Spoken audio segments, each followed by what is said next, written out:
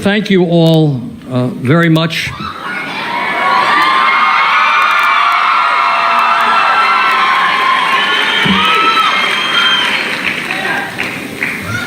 That was a profound response to saying thank you.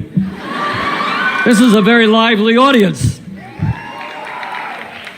All right, let me just begin by thanking all of you for coming out and to say that we have 18 days of hard work in front of us to elect Gretchen Whitmer as the next governor of the state of Michigan.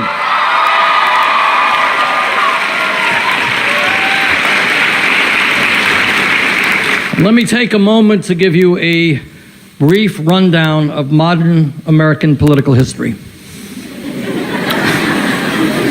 And I can encapsulate it in a few words.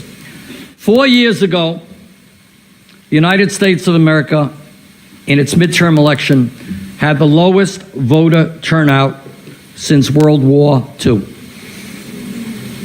All of 36% of the American people came out to vote. It was a little bit higher here in Michigan, higher in Vermont, but all over this country, voter turnout was absolutely abysmal. And at the same time, the Koch brothers and other billionaires spent enormous amounts of money working to elect right-wing extremists to Congress and to governor's chairs all across this country. So 4 years ago, working people in large numbers did not vote. People of color in large numbers did not vote. Young people in very large numbers did not vote. And the result on Election Day was that the Republican Party won sweeping victories all across this country, which resulted in their control of the U.S. House, the U.S. Senate, and governor's chairs, including Michigan's, all across this country. And right now, as we speak, in state after state, Republican leadership is doing everything it can to suppress the vote. Because they are political cowards, because they don't have the guts to run on their non-existent ideas, and the only way they win elections is by running ugly 30-second ads and making sure that people don't vote. Our job in the next 18 days is to turn that entire scenario upside down.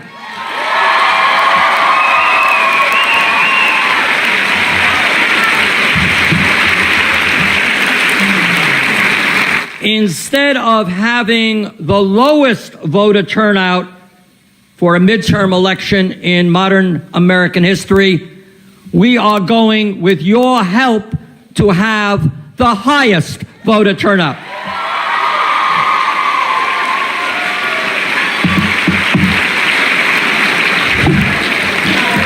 And what that means, and here's where we need your help. You know, people in this country become intimidated by politics. You have friends who don't vote. They're going to give you long stories as to why they don't vote. My vote doesn't matter. Everybody is corrupt. Who cares? Nothing is going to change. On and on and on it goes. And your job is to sit down with those people and tell them you're not going to listen to them moaning and groaning about Donald Trump and what goes on in Washington or what goes on here in Michigan. No more complaining, no more depression, no more despair. Now is the time to stand up, fight back, and vote.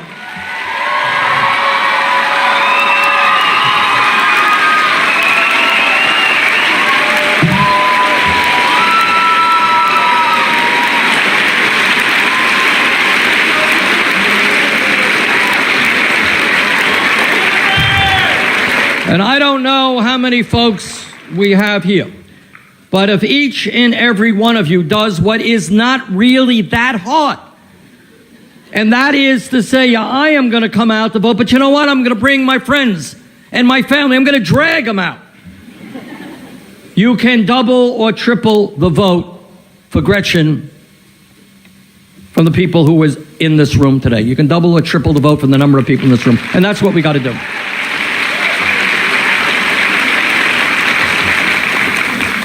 Now, the reason we need Gretchen as governor, and the reason we need progressives to be winning all across this country, and this afternoon I was in Indiana. We had a great rally for a candidate who I hope and believe will be the next congressperson from her district. Tomorrow we're going to South Carolina, then we're going to Iowa, and we're heading all over this country in the next week.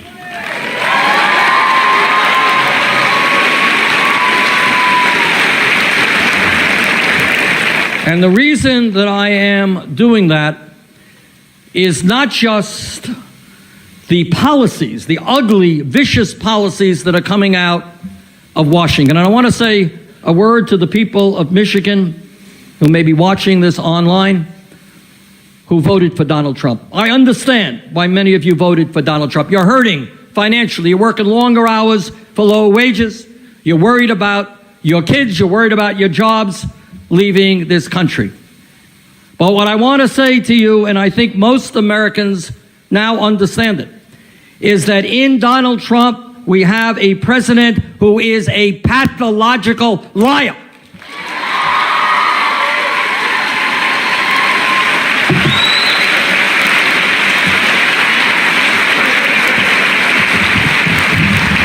Who told the American people and the people of Vermont and Michigan one thing, but he ended up doing exactly the opposite. You may remember that Donald Trump said that I am a different type of Republican. I'm not Paul Ryan and I'm not Mitch McConnell. Donald Trump, if I get elected, I am not going to cut Social Security, Medicare, or Medicaid. You remember he said that? Well, he lied. Because the last budget that he brought forth included a $1 trillion cut in Medicaid, $500 billion in Medicare, and $72 billion in the Social Security Trust Fund over a 10-year period. Donald Trump said if I'm elected president, I'm going to have health care for everybody. He lied.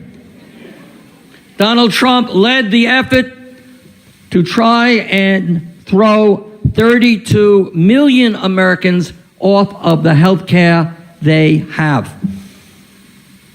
Donald Trump just the other day, he was on 60 Minutes and he said, well, you know, in terms of this climate change, well, people disagree about, you know, what's going on. It's a lie. 99% of the scientists who have studied climate understand that climate change is real.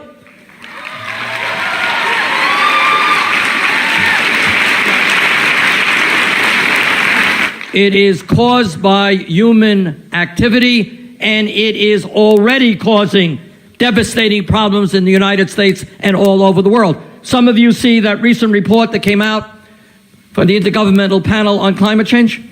It said that if we do not get our act together, all over this world, within 12 years, a very short period of time, and transform our energy system away from fossil fuels and make massive cuts in carbon in the atmosphere. If we do not do that in 12 years, this planet will suffer irreparable harm. And the planet that will be leaving our kids and our grandchildren could well be a planet that is unhealthy and uninhabitable.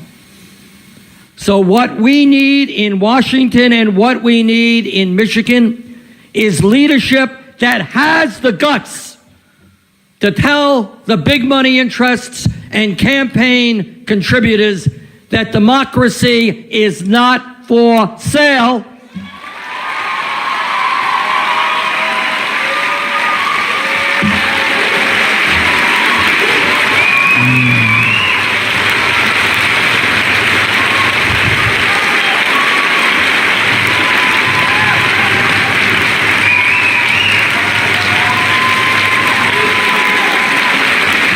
And that we are going to have a government at every level, state level, federal level, where people who are elected serve to represent the interests of working families and the middle class and not simply the billionaire class and wealthy campaign contributors.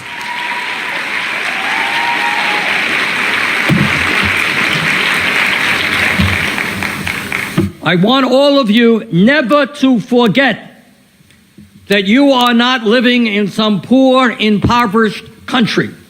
You are living in the wealthiest country in the history of the world. And there is no rational reason why we do not have a situation in which all Americans have a decent standard of living.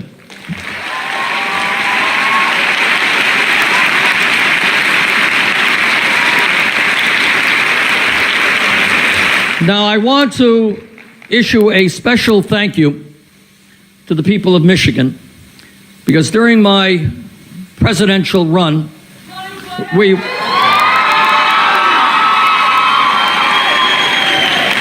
pulled off a major upset and we won here in Michigan.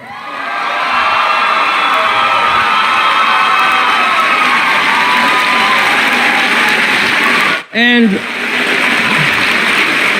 what I want to say is that our victory here in Michigan and in 21 other states around the country did something very, very significant. Because those victories here in Michigan and elsewhere told the entire world that the American people were not satisfied with status quo politics.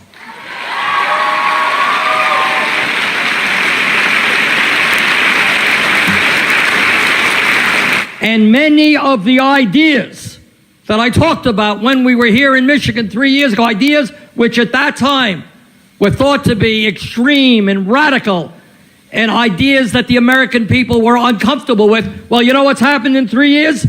Those ideas are now supported by the vast majority of the American people.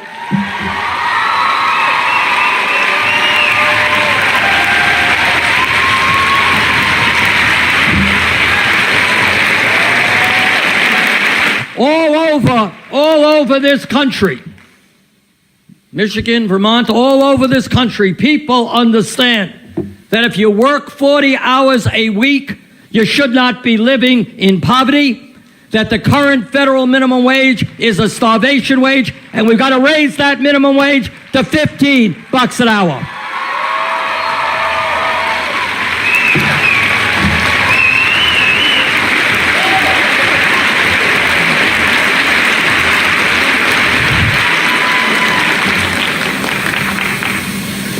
All over this country, state after state, more and more pressure being put on women who are trying to control their own bodies. The big fight about Kavanaugh and the Supreme Court had a lot to do with whether or not Roe versus Wade will be overturned or whether we're going to protect a woman's right to choose.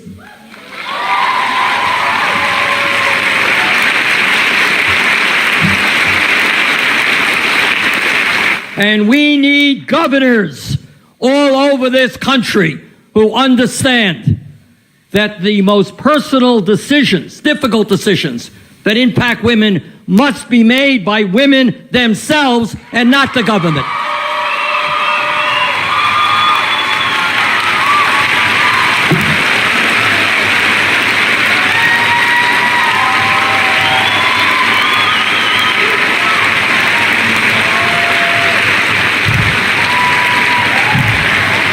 And that is what this campaign in Michigan is about.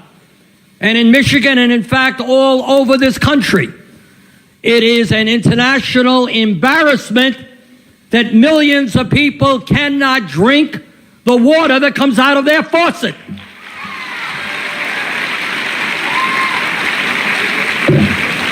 It is not a radical socialist idea to say that the water we drink should not be poisoned.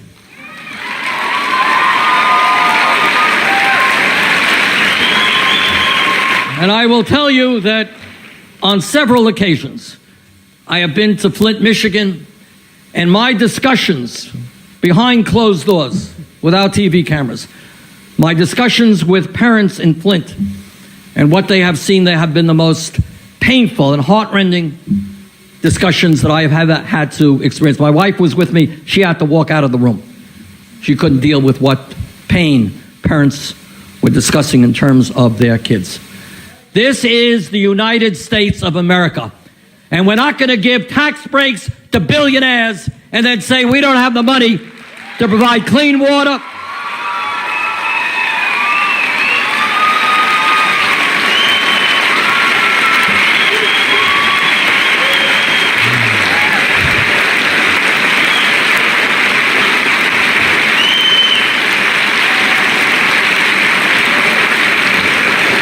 Now, some of you may have noticed that Trump and his Republican friends publicly and in ugly 30-second ads are attacking the concept of Medicare for all. And you know why they are attacking that concept? Because they know that based on the latest polling I have seen, 70% of the American people understand health care is a right, not a privilege.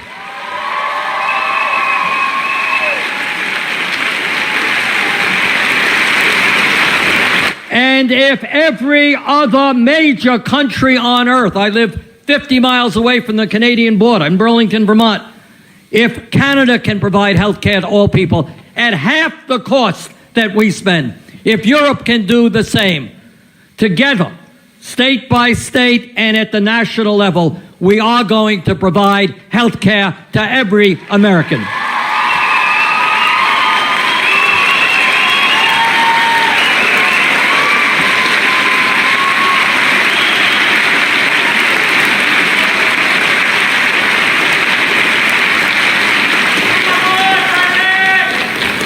And all of us understand, and this is an issue, it's going to have to be dealt with at the local level, municipal level, the state level, and at the federal level. We have a criminal justice system which is broken and which is racist.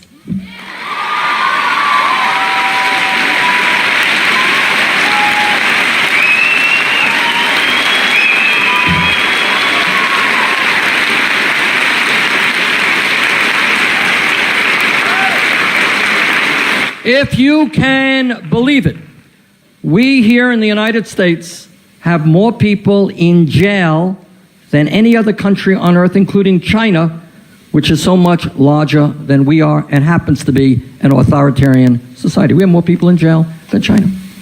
And of the people who are imprisoned, they are disproportionately African American, Latino, and Native Americans. We understand increasingly all across this country that the so-called war on drugs has been an abysmal failure which has ruined many, many lives.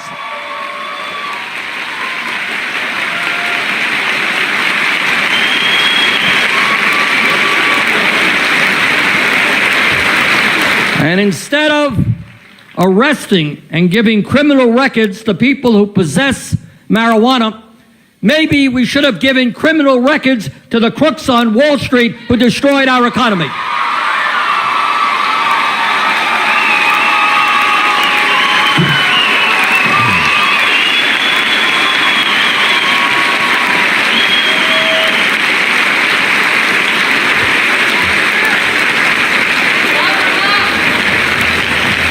Now, Trump and his friends think they can win votes by attacking minorities, by attacking people who have very little power. And they've gone to war against undocumented people in this country. But the American people believe something very, very different than Trump believes. 80% of the American people believe that the almost 2 million people in or eligible for the DACA program should have legal protection.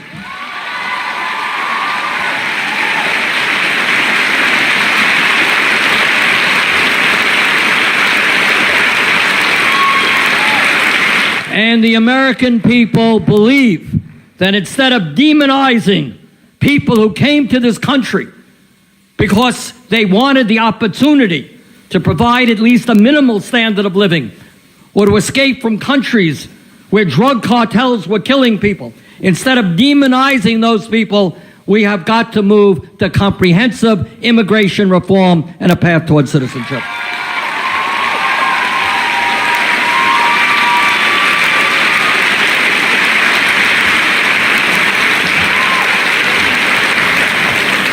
I say to the people of Michigan, and I'm talking now to the people who voted for Trump, mark my words.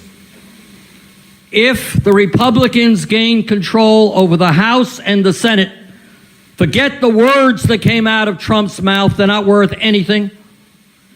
Please understand that if they control the House and the Senate, after giving $1 trillion in tax breaks to the top 1%, they are going to come back and cut Social Security, Medicare, and Medicaid. I have not the slightest doubt, and in fact, to his credit, Mitch McConnell made that very clear just the other day. But I say to the senior citizens of this state and this country, some of whom are trying to survive on $12,000, $14,000 a year on Social Security, some of whom are cutting their prescription drugs in half, their pills in half, because they cannot afford the outrageous price of medicine in this country that the pharmaceutical industry is charging us. I say that the time now is not to cut Social Security. The time is now to expand and extend Social Security.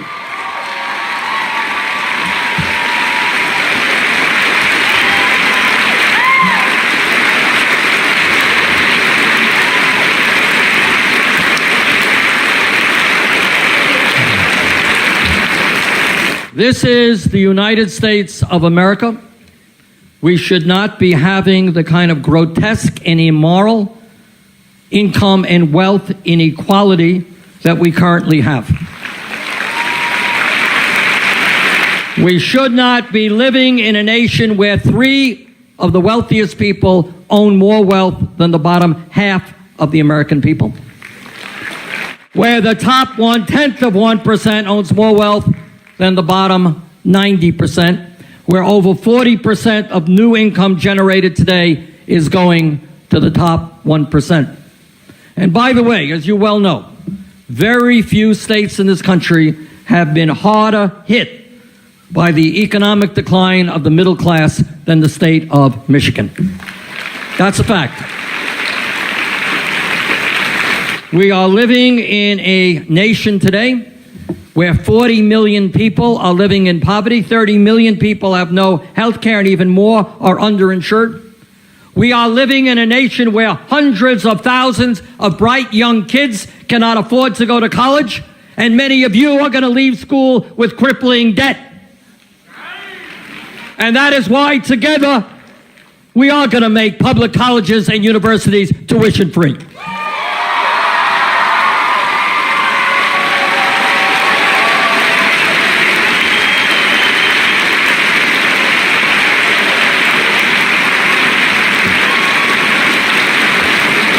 This campaign that is being waged here in Michigan and all over this country is not just a campaign of economics.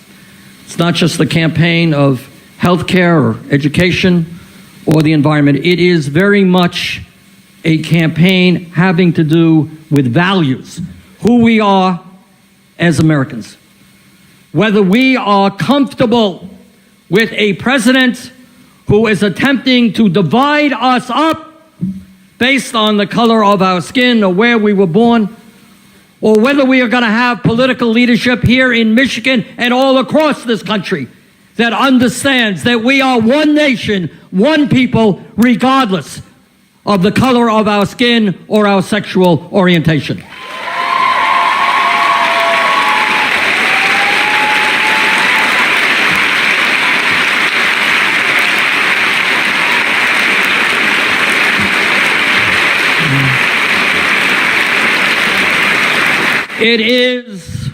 It is a hackneyed phrase, and too often used phrase, to say that the coming election is the most important election. But honest to God, I believe that this coming midterm election is the most important midterm election in the modern history of our country. It is an election about whether we have government that represents all the people or just the few. It is an election in which we elect people who bring us together, not divide us up.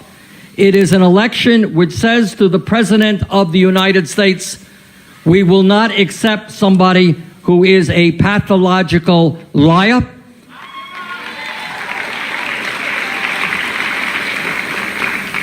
So this election is of enormous importance. And let me just tell you this. On election night, if you turn on the TV and the commentator there tells you that it looks like all across this country, voter turnout is low, young people are not voting, you could turn off the television. Because I will tell you with an absolute certainty that if the turnout is low, Gretchen, wherever she is, where is she? Okay, there she is. She's going to lose, and your great lieutenant governor candidate is going to lose as well. Turn off the TV. If the voter turnout is low, they lose. But if that commentator says, hey, something is going on in Michigan and Vermont and around the country, and voter turnout is high, say hello to your next governor and lieutenant governor.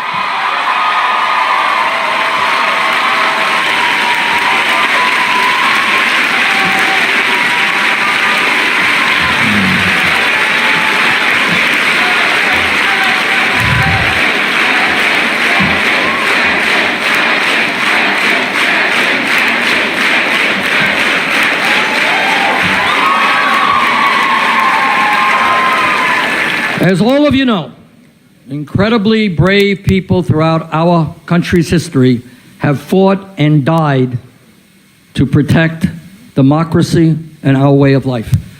And our way of life, the essence of our way of life and what democracy is about is that we vote and hold accountable the people we elect. Do not turn your back on those heroes and heroines who have died to defend democracy. You have a moral responsibility to participate in the democratic way of life. You have got to come out and vote on November 6th, and please do everything that you can to bring out as many people as possible. Thank you all very much.